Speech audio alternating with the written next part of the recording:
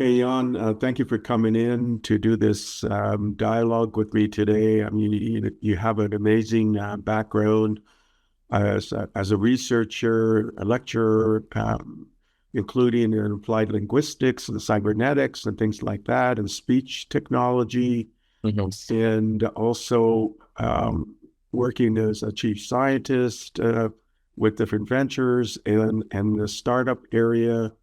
Um, just a remarkable, the career arc, especially on your latest work, like in the cognitive kind of antivirus for youth, digital well-being.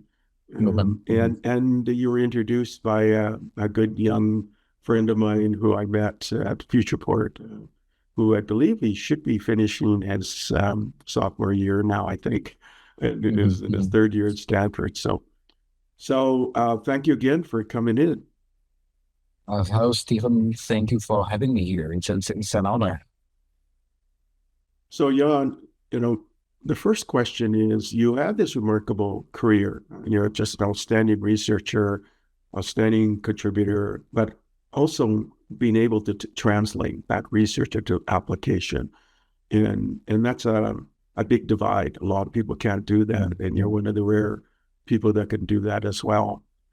So, what's the maybe three inflection points in your life that made you who you are today? And I want you to start really young. So, just, Yeah, really. maybe going back when you're 3 or 5 years old, it could have been challenges that you encountered. It could have been early opportunities, mentors in the family or outside the family. It could have been in school, outside the school. It could have been some career opportunity you had.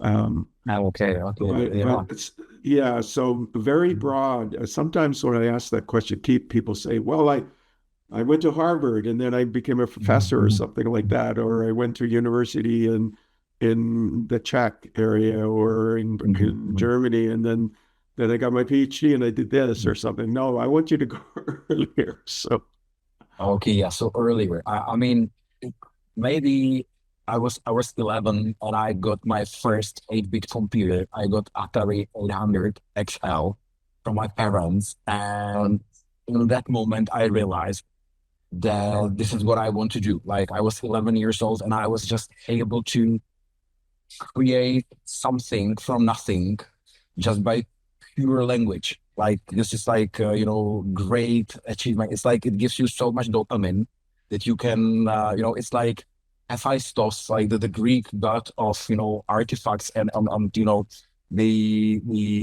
the god who like symbolizes, things that move, things that like they are created by humans. For me, this was like programming in BASIC, and back in the 8-bit days. And I just said, okay, this is what I want to do. So I pursued that career. And when I had to decide what I want to study at the university, it was like second half of the 90s. I thought it would be AI.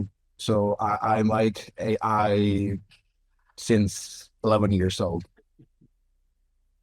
So that's really, really fascinating. Now, you got an Atari, I think you said, right? In fact, you're an avid Mhm. collector. You're an avid Yeah, yeah, collector. yeah, yeah, yeah, yeah, yeah. Now I'm fulfilling my dreams, by the way. Yeah, it's like I've got all the Ataris, or yeah, but this one, the first one was the very one, the transformative one.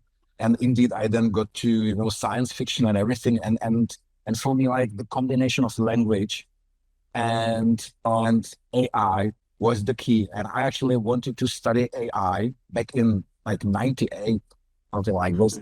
I wanted to study AI to prove that it is not possible.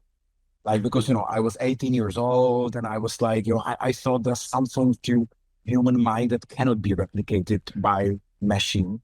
And now I have to conclude that I was wrong back in the days. I was really wrong. Yeah, we'll explore that shortly. And so you're very young and you get an Atari and you're really enthused with it. And it opens up a lot of capabilities because you can command it to do things, right? You can program it, you command it, and that gave you your early exposure and this ability of algorithms. And then you're interested in AI, like you said, to disprove, in essence, Mhm. Okay. what it's capable of and things like that. but your family environment, what enabled that curiosity? Was your family in science or not? Were you sort of the odd person in the outlier in your family? Well, I think like my father, he like was a researcher, but in a completely different industry. It was like an industrial, coal mining, or something. But yeah, actually, before I got Atari, I was going to this, research institute to work with these old computers. So yeah, actually, it could be. But around I think I'm the outlier. So, but I was always like supported by my parents. This is, I have to admit this totally openly. Yeah, but there was nothing special, I would say, in the cinema. Maybe science fiction books and science fiction books from my father. I see. So but your father was a researcher though. So there's kind of Mhm, like this it doesn't have to be in your particular area, but he was still a researcher, mhm, right? So, which is mhm, mhm, curiosity and uncovering mhm, things and, mhm. Yeah, yeah, laying yeah. out ideas and targeting, as you mentioned, this interest in science fiction, because there's a kind of merging of science fiction and science today. What Mhm, was science mhm, fiction years ago is now no longer mhm, mhm, science fiction, right? mhm. And then that would, so it sounds like you were a good student then when you were young. You liked mathematics and science. And did you Yes, like the sure, sure. arts as well? Because you're Yeah, yeah, yeah. you're very Mhm, interdisciplinary. So mhm, were mhm, you mhm. curious about a lot of different areas? I think like totally openly. I think I'm an average mathematician, average physicist, average philosopher, average coder, average everything. But at the intersection, I'd say like the interdisciplinary or transdisciplinary thing, this is where it gets really interesting because for me it was really great to be able to mediate discussions between philosophers and software developers who just did not understand each other. And for me, it was like, it was really great to be able to understand both. And on this, in this domain of highest friction, where one tribe speaks their own language, the other tribe speaks their own language, the most interesting things are on the intersection of those. And this was my So domain. yeah, and then okay, so you have this interdisciplinary, transdisciplinary Mhm, interest when you were young, mhm, included in AI and things like that, and across many different areas. So you can act as a bridge mhm, mhm, between the different areas because you had this broad interest. So you graduate from high school, and I'm not really familiar with the European education system, but you then applied to go to and university. university. Yeah. And for And me, the university was like really from the very beginning, from the first year of like the bachelor's degree, it was AI back then. And it was kind of combination of cybernetics and AI because like on the end of 90s, it was kind of yet another AI winter. So it wasn't very, fashionable to call it AI. So it was like pattern recognition slash something. But like officially, we had it like cybernetics and AI. So part of it was control engineering, like the feedback culture since Norbert Wiener, an association of computing machinery, and everything was in it. And I was like fascinated by this. And I really then, was teaching courses about history of cybernetics and I realized how AI was there already in the mind of Norbert Wiener. He called it cybernetics. But in reality, I think he already meant, in 1943, when they wrote their seminal paper, I think they already were talking about AI. yeah, so I mean, so you're at the University of West Bohemia, right? You have Mhm, mhm, a mhm, B and you get a PhD in artificial intelligence, and I believe you got a master in cybernetics and mhm, control mhm, engineering, and another master's in philosophy, which shows this kind of mhm, very broad interest. mhm. And then you did this visit to the University of Oxford's Future Yeah, Humanity Institute, that, which, mhm, and that would kind of be this broad mhm. perspective as well. That, And, that was that was another transformative moment. You ask about the transformative moments. So the first one was maybe the one that led me to anything around PhD and postdoc research.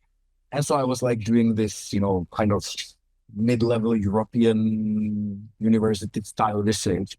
But then because of, my kind of interest in philosophy of AI and AI safety, like well before, AI capabilities, it was before 2011, I was like really already interested in AI safety and almost like AI alignment back in the days. So for me, like University of Oxford, the Future of Humanity Institute was Yeah. just the right place, to go to Nick Bostrom and Anders Sandberg. And Anders was my mentor there.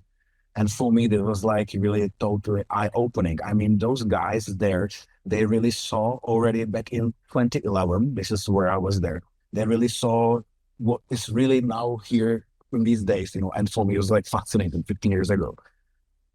Yeah, and then that's why I can see you this affiliation with the Department of Philosophy, the Faculty of Arts, the Mhm. involvement in the philosophy of artificial intelligence. I could see. So what I'm doing, I'm doing kind of some real time pattern recognition Mhm, mhm. of your career, just to kind of fill in the pieces, right? And you're initially you're a junior researcher and lecturer in the Department of Cybernetics, UWB, and in TTS software development and Mhm. Yeah, AI yeah. Mhm. fundamentals and things like that. And then you were a researcher at the Institute of Formal and Applied Linguistics at Charles Yeah. University of Mhm, Prague, mhm, and mhm. In so Prague, I yeah. could see statistical, data-driven, Mhm, mhm, mhm. and work in these areas, and then a researcher on space text, Mhm, space mhm. or speech text, I guess, Speech project text, yeah, management, yeah, R yeah. and R&D, and AI driven NLP and speech synthesis, and then senior researcher and lecturer, Department of Cybernetics, again at UWB, applied AI research in NLP and data-driven methods, and teaching, then head of the Department Interdisciplinary and New Technologies Research Center, and again at Mhm, UWB and interdisciplinary machine mhm, interaction research, research coordination, mentoring, again leadership, and then the National Institute of Mental Health, a mhm. senior Yeah, yes. researcher, research group leader, and so you get into the data science and psychiatry, Mhm, new mhm, analysis, mhm, mesopsychiatry, things like that. mhm, And mhm. then chief data scientist at O2 at Czech, right? Yeah, then there was like big, kind of transition from academia to Right. commercial environment. So yeah, you described that pretty well. I mean, like what I was doing, yeah, I was doing like applied AI research in the field of speech recognition, speech synthesis, back Right. in the old days before, deep neural networks entered the field. So it was like hidden Markov models era. And it's actually funny to look back like just 50 years ago, how bad text-to-speech systems were compared to what we have right now. But this is Yeah, what yeah. this was what it was. And but I was teaching courses on philosophy of AI and in consciousness and the relation between human mind and AI. So it went through Oxford. This is where I went to Oxford to to study AI safety in 2011, but nobody was interested really in AI safety. But the guys there, especially Anders Sandberg, they were interested in human cognitive enhancement. So this was the field that they were like super interested in it.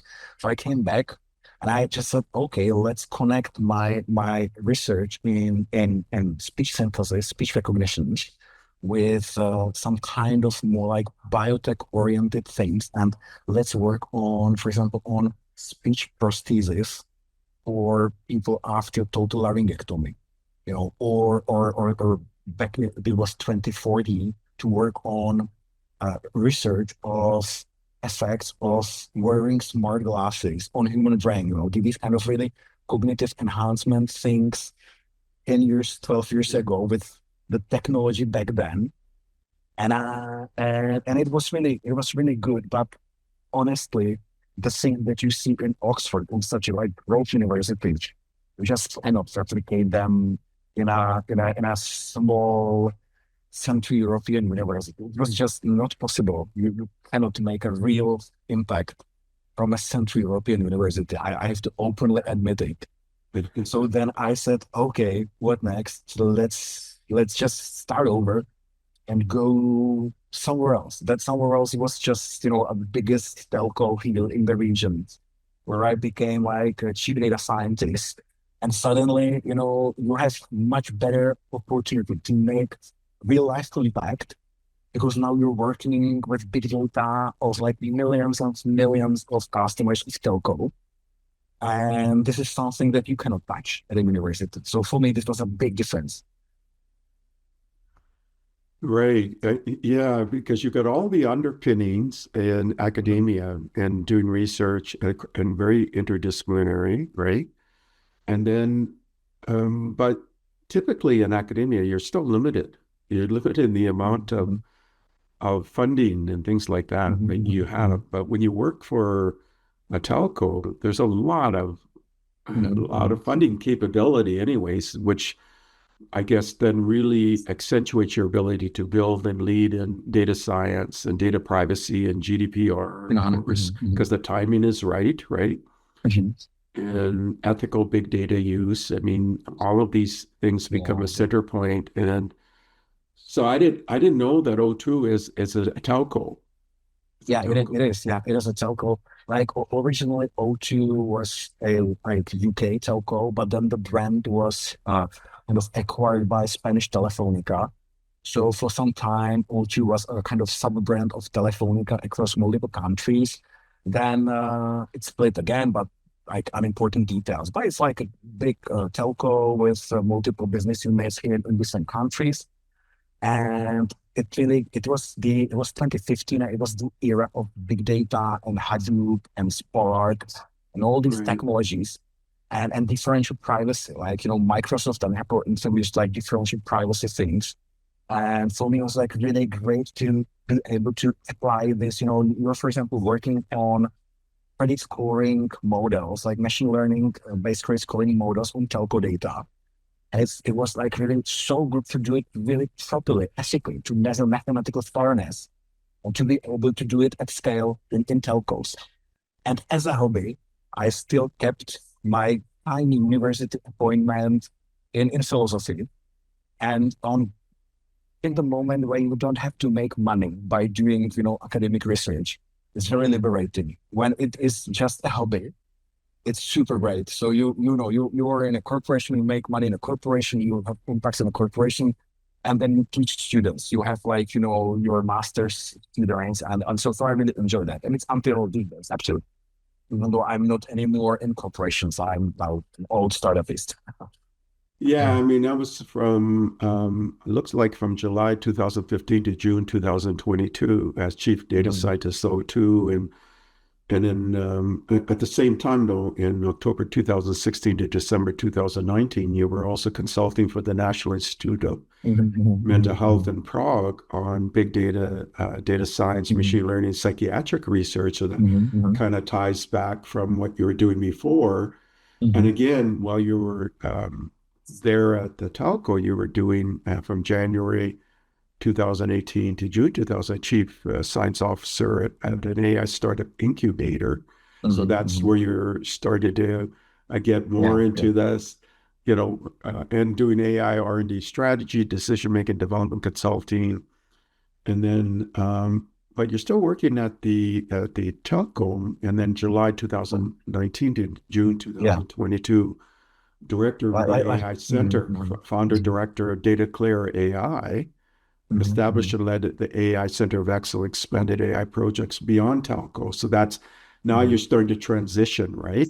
And from July 2022 to present as AI strategist and executive advisor, and so independent advisory, public speaking, etc. After leaving, and now more so because you founded a company in 2023, right? And first there was this Presto Ventures, right? And a deep tech partner role with Presto Ventures, and then of course with, is it Elin or Elin? Elin? Well, Elin. Elin.ai is actually the name of my daughter. My daughter's name is Elin, and I said, okay, what name? Well, for my startup, then why not Elin? But yeah, you're right. Like my main job until 22 was like really this chief data scientist in O2. But it's kind of interesting to describe the position of O2 Czech Republic, like O2, like this small part of like originally much bigger O2, because it was then acquired by like Central European, like a huge financial holding CPF group that has like many other businesses, including, for example, biotech and pharma, like Sotir, for example. And we actually in this like telco, we're building an AI competence center for all those other businesses. And I actually went to our CEO back then. And I said, I just want to do cancer research in telco.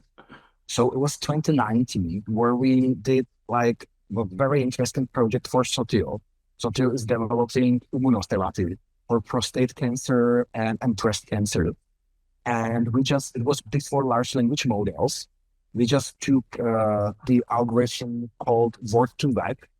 It was actually developed by another Czech researcher, Tomáš Mikolos. And we took this word2vec algorithm to do encodings of proteins in order to predict the immune checkpoints.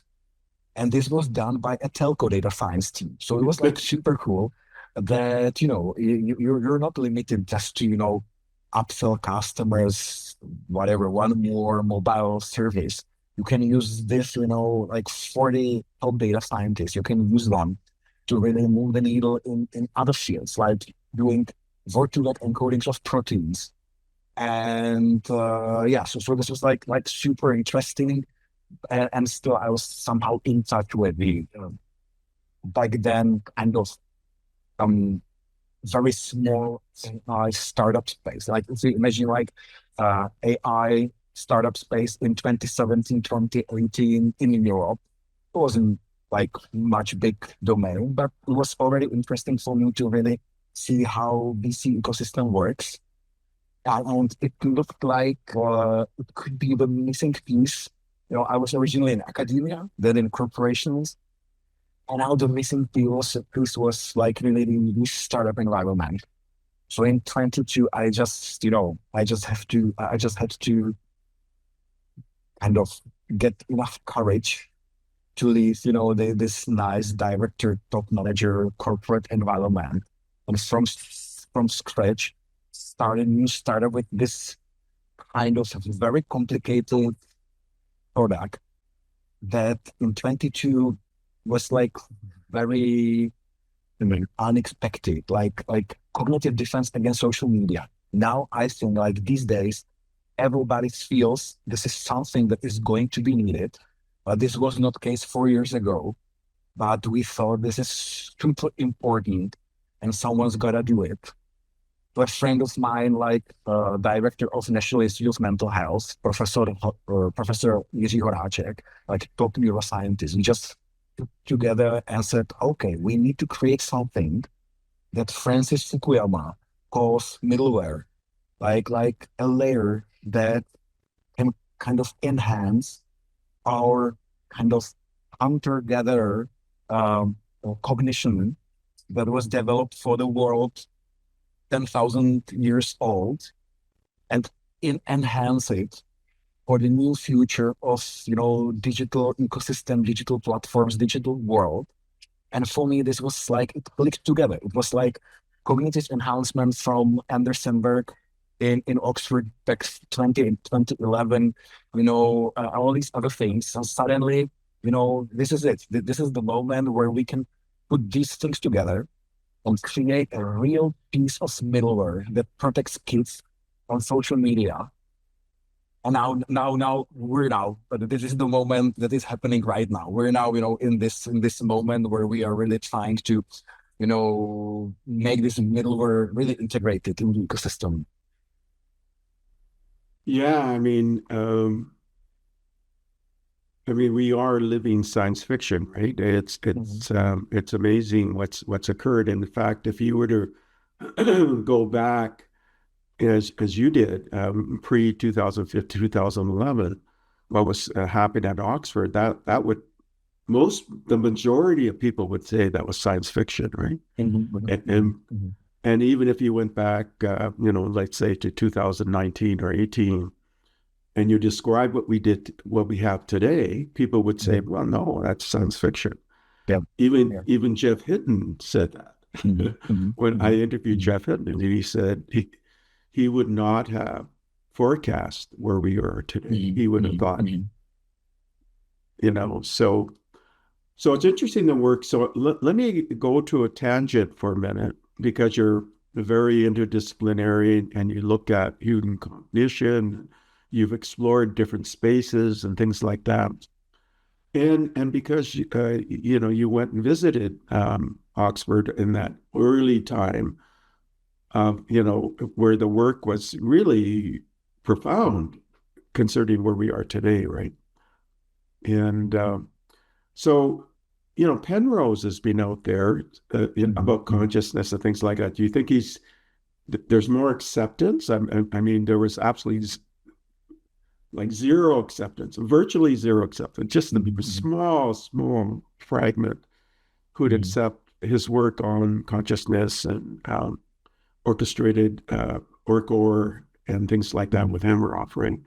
But over time, that work has become more and more accepted, right? So, mhm, mhm, though I would say the majority of AI scientists or machine learning scientists still don't back it, mhm, but mhm, there's a greater sort of following or Kurzweil. People would think, oh, that's mhm, just mhm, it's mhm, not going to happen, and now people are starting to think, wow, well, maybe it would have it's like Dario from Anthropic saying that this mhm, year you'll have an AI have the ability to run a unicorn company or something like that, right? mhm, And he mhm, came out with mhm, this dream capability with his AI where it's basically going off in idle time and it can do, um, it could do its own sort of self improvement, recursive self improvement, mhm, right? mhm, mhm, And mhm, mhm, orchestrate agents and sub agents and based on outcomes. And I mean, and so there's this,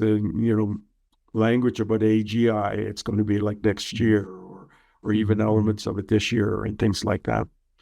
So, anyways, there's a lot there. So, are you a fan of Roger Penrose? And because he's been talking about this for like Mhm, 30 mhm, years, mhm, and mhm, that there's some quantum aspect going on, and mhm, there's mhm, more going on in our heads than we think. mhm. And so I, that's kind of one mhm. idea. I was a fan of George Penrose. Then I became like more fan of like so-called integrated information theory of consciousness. It's Right. like less metaphysical from my perspective because I'm not so sure about the quantum aspects of Penrose's consciousness because strictly speaking, his theory is not called a scientific theory; it's a metaphysical theory, according to delimitation by Karl Popper. Like because you cannot actually falsify Penrose's theory, so it's more on the metaphysical side of things. But that's fine. That's fine.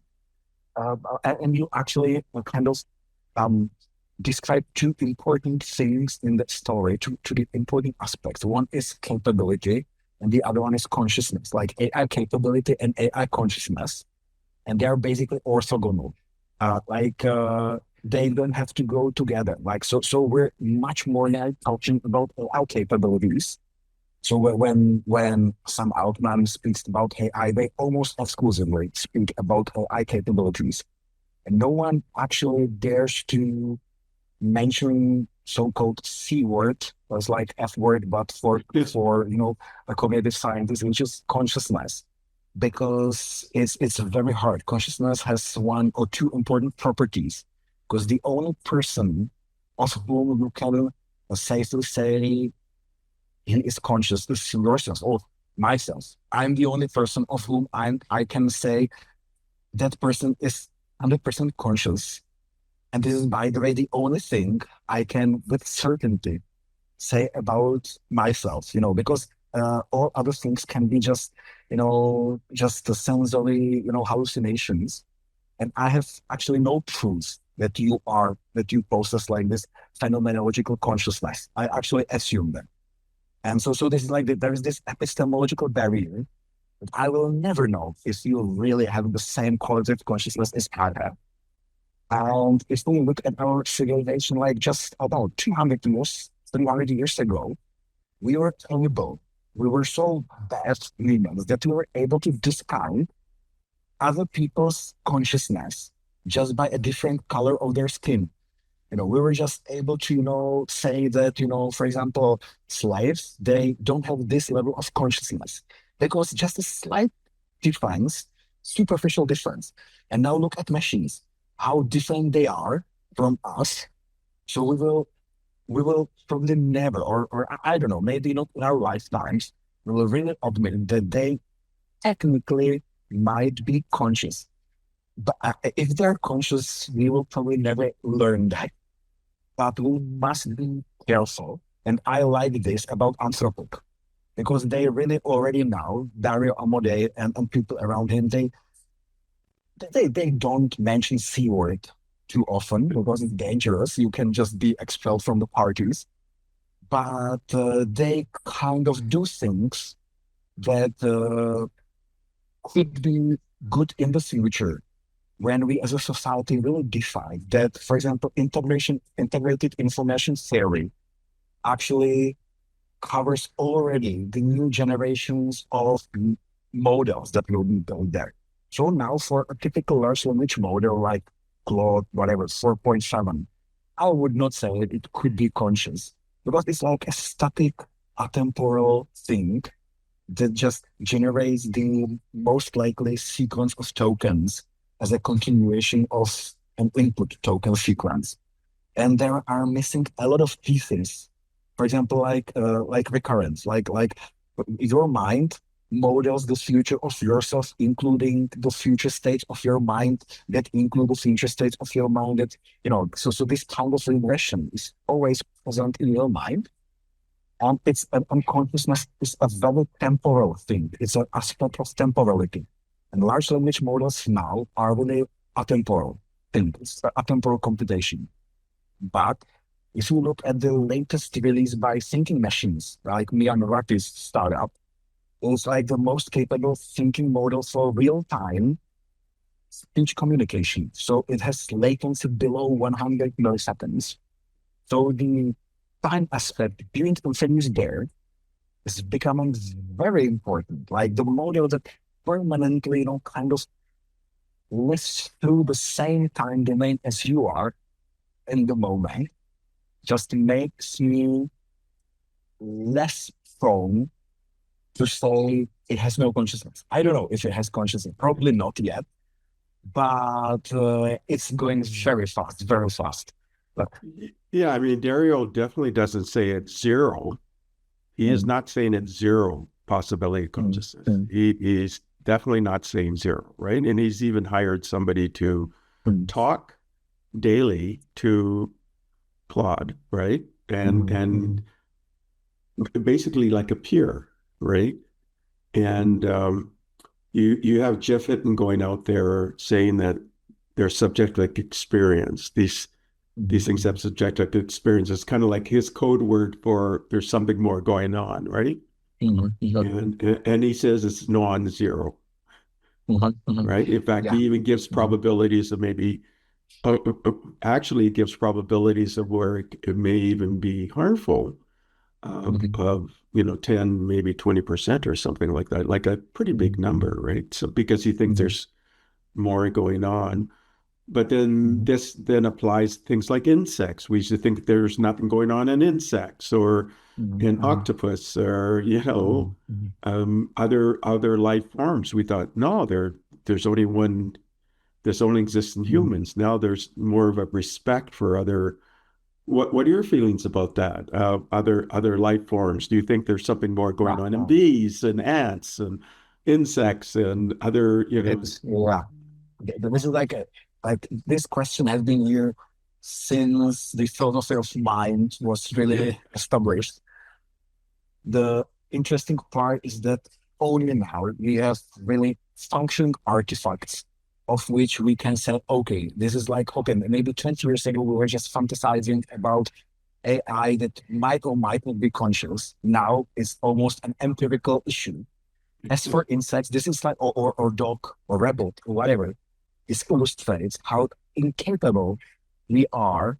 We just cannot decide. We have been trying, we are, able to map, like neural network of like small, results. I forgot the English word for those.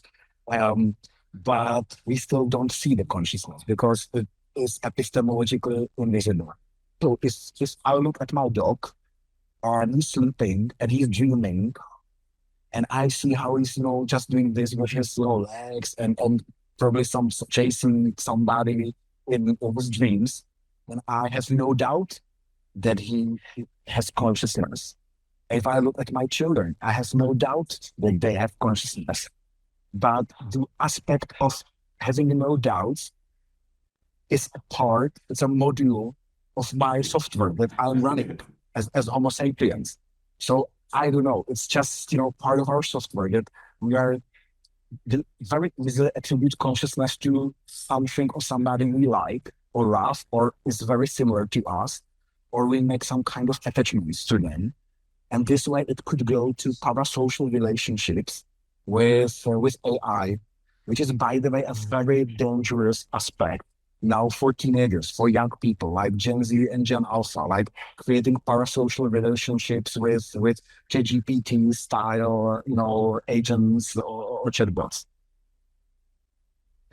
Yeah, I guess we come full circle back to Ellen, right? That's why you created Elin.ai, and that is cognitive antivirus for youth digital well-being, right? And positioning on social media harm mitigation, right? And it's linked to the Stanford Integrated Harm Framework. So let's talk about that more then. Where are you in that journey with Elin.ai? Are you rapidly deploying now, or like where are you in this We AI? just And you sorry. started from January 2023, so it's been a few years now, right? So, Yeah. Like the truth is that we really just in January 23, we knew what we wanted to do, but we had no idea how it should look like a product. This was like, because we were like, like AI researchers combined with psychiatry and neuroscience researchers. And we had no idea how to build products, how to build like real useful digital artifacts that are used by kids, for example. So this is like we learned the hard way, how to build a product. So, oh well, it is hard enough, but we knew how to do that. The hardest part was how to build a product, a usable, useful product. So it took us almost 2 years to figure this one out. We thought it could be Discord bot, or it could be plugin for Chrome browser. Then we realized that no kids actually use desktops and Chrome browsers. So we, after 2 years, like a year and a half ago, we gravitated to just mobile app. And we said, okay, let's not everybody, let's not boil the ocean. Let's focus on parents whose kids are like 10 to 13 years old and 14 years old are just about to enter social media. Like my son, he's 14, he came and he said, like the kids at my class, they're laughing at me that I'm the only one who is not on Instagram.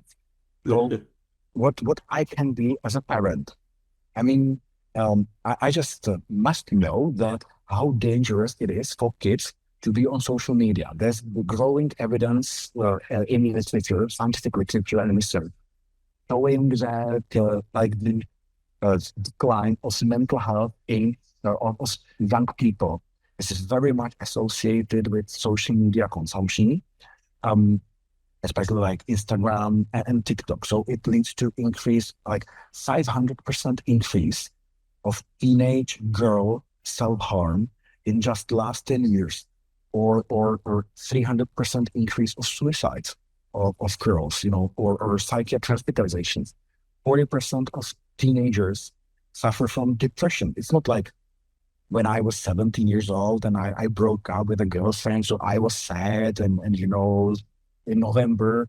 No, that's fine. This is like good, but they're like clinically depressive or anxious. And so I don't want my kid to be just like this, unprotected, with the brain, 10,000 years old brain in this new digital space. But if I don't allow him to be on Instagram, he's gonna he's gonna be laughed at, he's gonna be outsider in his class, and he will find a way, without me knowing it. They just kids know how to do that. So I need a tool, and I tell him, look, okay, you can be like, let's just start with 30 minutes on Instagram a day, and you will be there through Elin. It's AI that is there on your side, and it measures the mental load that you're receiving from Instagram or TikTok algorithms and tries to basically neutralize that. So it offers you like pieces of content that, unstuck what gets stuck in you through the social media feed. So this is what we're developing. So I'm basically developing it for myself, like for me and my kids, and maybe parents like myself. So you deployed it though, right? Oh yeah. It's running. We have like 35,000 free users like here in Europe. And the moment where we first kind of met, where we were introduced by Mate, was like my first visit like a month ago to San Francisco. We're right in the moment where we want to really scale this. We scale this and really find a good monetization model through B2B. And this is another thing that you cannot just do from Central Europe. You have to be in the United States, in San Francisco, because basically this is where all the big guys are, where all the social media are. And we want to find a way how social media become good again. Like we don't want to kind of ban social media or just, like neo-Luddites, you know, shut down everything. We just want to equip kids with tools that help them thrive on social media in a healthy world. So this is where we're now, like basically in the just end of pre-seed stage startup. We have a product, we have users. Now we're figuring out the way to monetize. Right, but you're indicating B2B though, not B2C, though you have a B2C aspect, Oh right? yeah. Mm-hmm. So Oh, you it's because like vanilla B2C, it's a red ocean. It's, where you just have to be a big already to be able to do efficient B2C, because, you just have to put so much money onto online B2C marketing that are basically revenue for social media. And, to get some traction, but there are just much better ways. I just in telcos, for example, because we also need to educate parents, because many parents they just don't know. They just, okay, like parents know that smoking cigarettes is not good for their kids. Because if we just, inhale smoke from your lungs, you somehow viscerally feel that this is not a good idea, that it probably does bad things because it smells bad, it does bad things. But we don't, or you just have this biologically internalized or socially internalized, culturally internalized. Same with alcohol. Same with going to dark forests at night, because we are the survival. We are,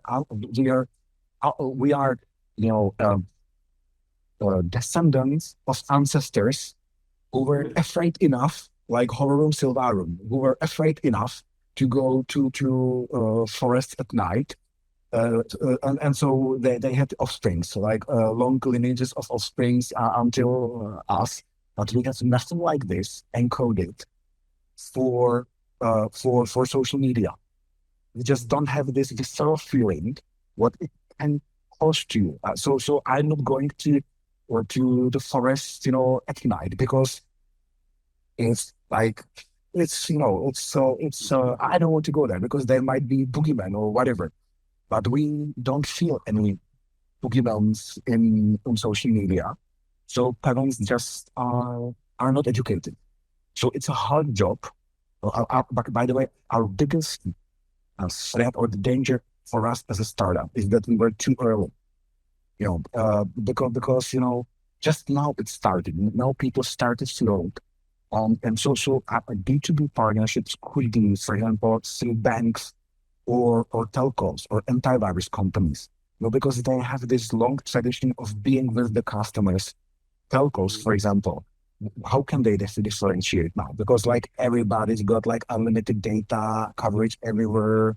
Everybody's totally fine. You can just turn from one telco, go to another, which costs you 5 minutes, call, whatever. Not even a call, you just click it's our internet.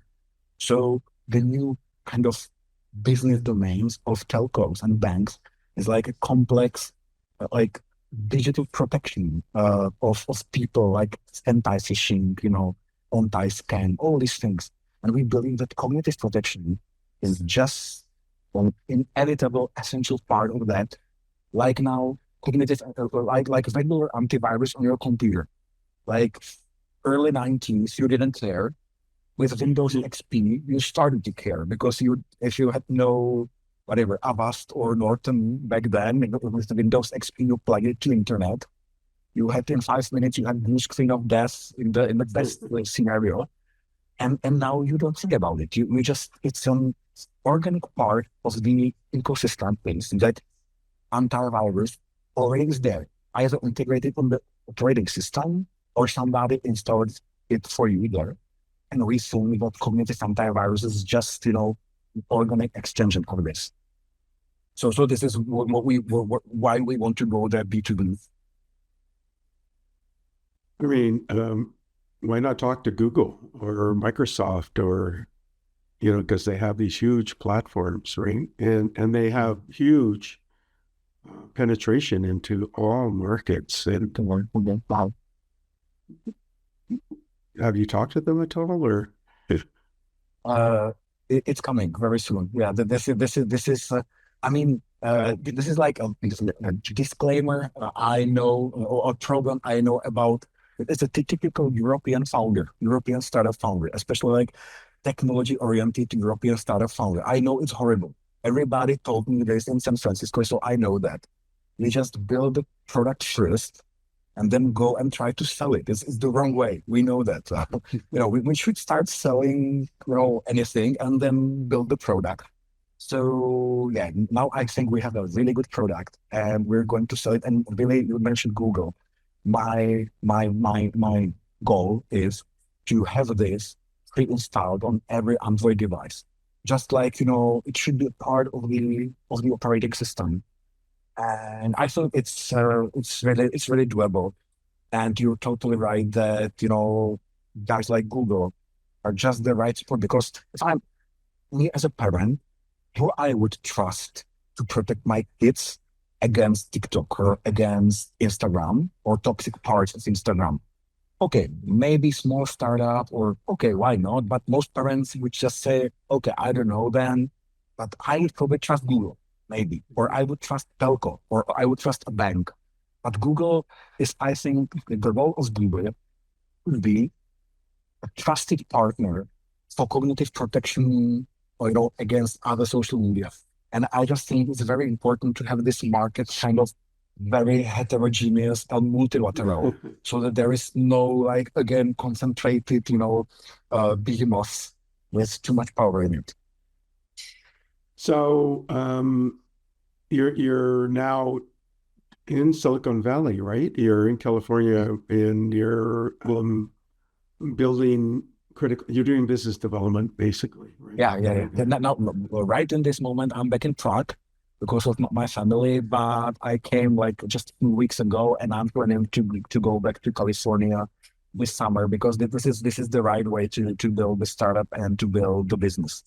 Yeah, it just, like San Francisco is really so good for this because, the ecosystem there, like, other founders, you just go and talk to so many random people and you don't see it like many other places around the world. If you're here in Prague or London, maybe, like London, for example, it's like economically powerful, but you don't have this feeling of kind of mutual help among founders. You just, Right. like ping somebody, or get a warm intro to some founder. You meet at Salesforce Park and over coffee, and suddenly, you become a part of this community. This is something you cannot do remotely. This is like one big learning from. And you're built on your own tech stack. Like, are you using any kind of cloud provider right now, or anything like Yeah, Azure yeah, yeah. or Amazon or something? Mhm. We're now on cloud, all of them actually, like all main three, like Azure, Google, and AWS. We use still for a lot of things. We use like API based frontier models, but we're actually like regular training our own like like models based on open source models with a lot of proprietary data that we derive from like our psychology experts who annotate real life data. So we use like both, like but still we don't have like our on-prem hardware infrastructure, not yet. Right. So, I mean, so clearly then, I mean, all of the major hyperscalers have their own startup Mhm, programs, mhm. right? Have you penetrated any of those? Yeah.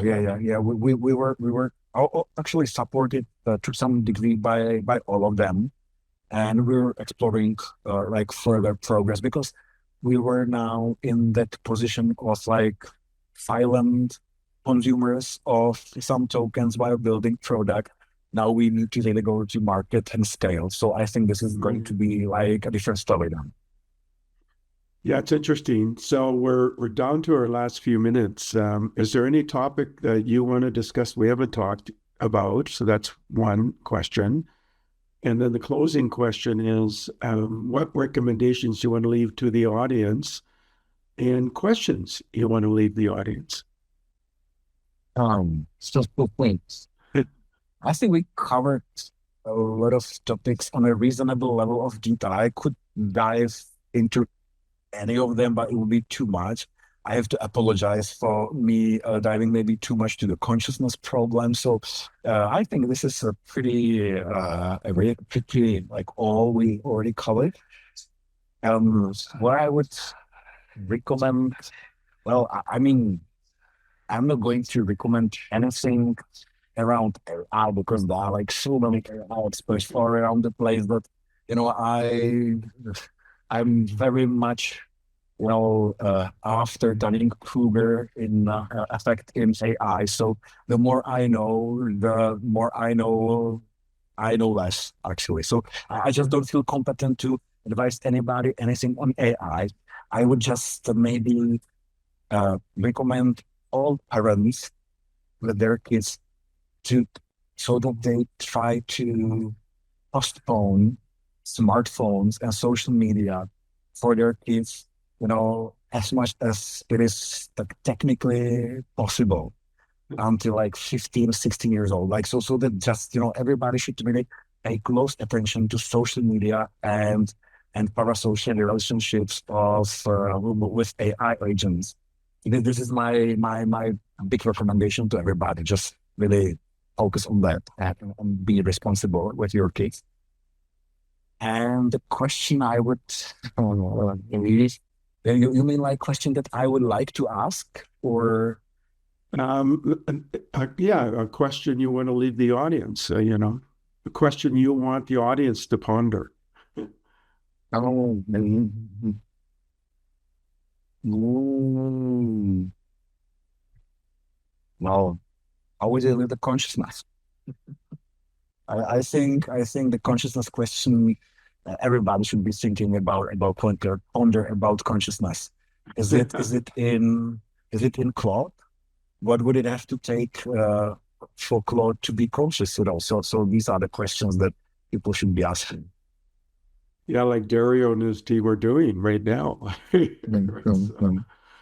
So, Or so maybe AI alignment. AI alignment. It's like seriously, like maybe forget about consciousness. It's like too metaphysical. But AI alignment. How do we make artificial general intelligence so that it is aligned with human well-being and human goals? That's one of the biggest challenges we have to do. Because you brought that up, maybe I'll ask you one more question. Do you think we'll hit AGI next year?